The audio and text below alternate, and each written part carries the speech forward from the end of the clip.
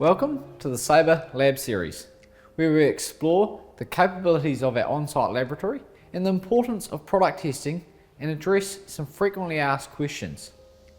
Before applying your adhesive, it's a good idea to conduct an adhesion test to ensure that the product you've selected is suitable for the task at hand.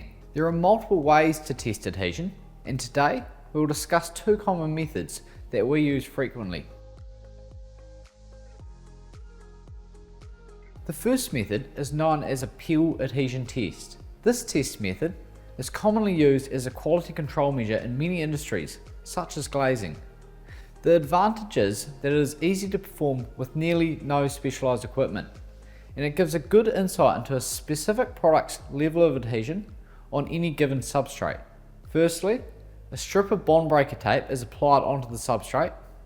After this, a bead of adhesive is applied at 8mm in diameter and about 100mm in length. It is important to make sure that the end of the bead extends onto the bond breaker tape by 25mm. Once the adhesive is fully cured, the bead is then peeled back at a 180-degree angle, and starting from the end with the bond breaker tape, the adhesive is peeled back slowly to check for adhesion. If the adhesive appears to bond well to the substrate, cuts are then made across the bond interface at right angles to the substrate. We recommend making a minimum of 10 cuts. This ensures the adhesion is consistent across the entire substrate.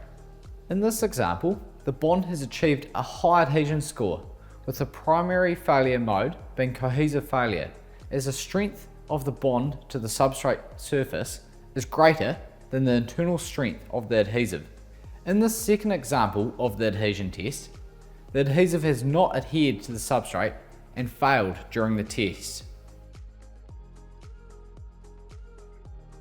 The second method of testing adhesion is the peel test to ASTM D903. For this test, we utilise the tensile testing machine, or tensometer. This is similar to the basic peel adhesion test in many respects. However, by utilising the tensometer, it means a consistent force is applied and a strength measurement can also be taken. First, we create a sample similar to the manual peel test. However, this is done in a two-part mould to control the thickness. A piece of mesh is inserted into the middle of the adhesive bead. Then the second part of the mould is placed on top and an additional adhesive bead is put on top of the mesh. This is then left to cure. The sample is then pulled on the tensometer at 180 degrees.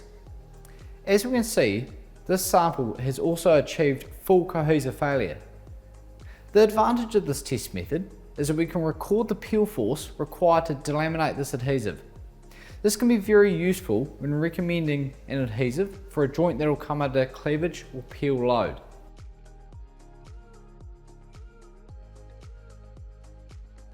To wrap up, adhesion testing is essential to validate that a good bond is being formed between the substrates and the chosen adhesive.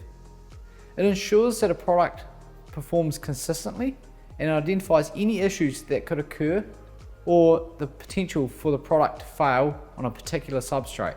Adhesion testing also helps determine whether a surface requires a specific preparation process, such as priming.